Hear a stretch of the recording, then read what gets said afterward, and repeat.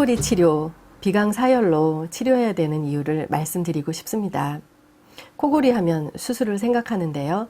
수술하는 초점이 코를 치료하는 것이 아니라 여태까지 이비인후과에서는 기도 확장술에 초점이 맞추어져 있습니다. 사람의 호흡의 통로는 코로 숨을 쉴 수도 있고 입으로 숨을 쉴 수도 있는데요. 코가 답답해지면 입이 벌어지게 되면서 입으로 숨을 쉬게 됩니다. 입으로 숨을 쉴 때 마찰이 일어나는 부위는 이 기도 부분이 되는데 입으로 숨을 쉬면서 이 혀가 말려 들어가면 기도 부분이 좁아지게 되면 코로 숨을 안 쉬는 상태에서 입으로 숨을 쉬면서 기도가 막히게 되면 당연히 수면 무호흡 증상이 생기게 되는 거죠. 그래서 양방에 코골이 치료하면 수술을 생각하는데 주로 수술을 하는 부분이 목젖을 성형한다든지 이 기도 확장 수술에 초점이 맞추어져 있습니다. 그러나 그것은 코골이의 정확한 치료 초점이 아닙니다.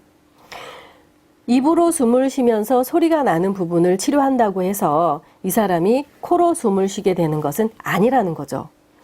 코로 숨을 들이쉬고 내쉬는 게 원활해지면 입으로 숨을 쉬는 그 수면 무호흡 증상은 없어지게 되어 있고요. 코로 숨을 들이쉬고 내쉬는 내쉬는 것이 원활해지고 정확해지고 확실해지면 이것이 코골이 치료의 정답인 것입니다.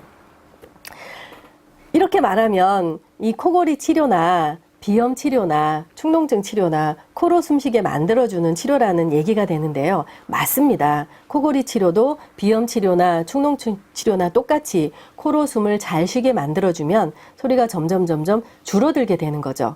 그런데 비염과 축농증을 치료하는 데 있어서도 약을 쓴다든지 수술을 한다든지 하는 방법보다 비강 점막이 잘 부어서 콧구멍이 좁아지게 되는 것이므로 비강 점막을 골고루 사혈을 하게 되면 비강 점막에 부어있는 부분이 마치 풍선에 바람 빠지듯이 피가 빠져나오면서 부피가 줄어들면서 비강과 부비동 공간이 넓어지게 되는 거죠.